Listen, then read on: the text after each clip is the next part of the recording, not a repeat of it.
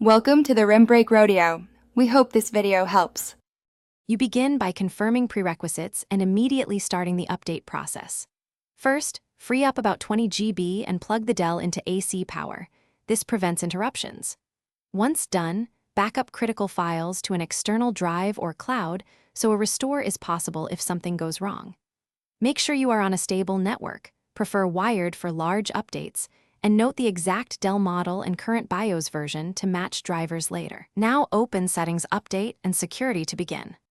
You continue by letting Windows fetch and install updates while managing device-specific drivers.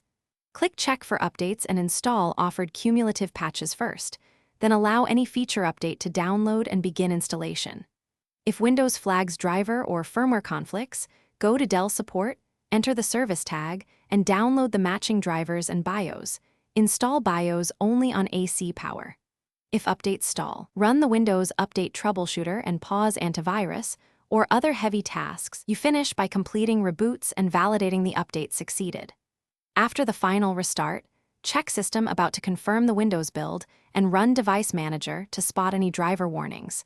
Reinstall Dell drivers if needed. Make sure Windows Update shows no pending items and perform a quick disk cleanup.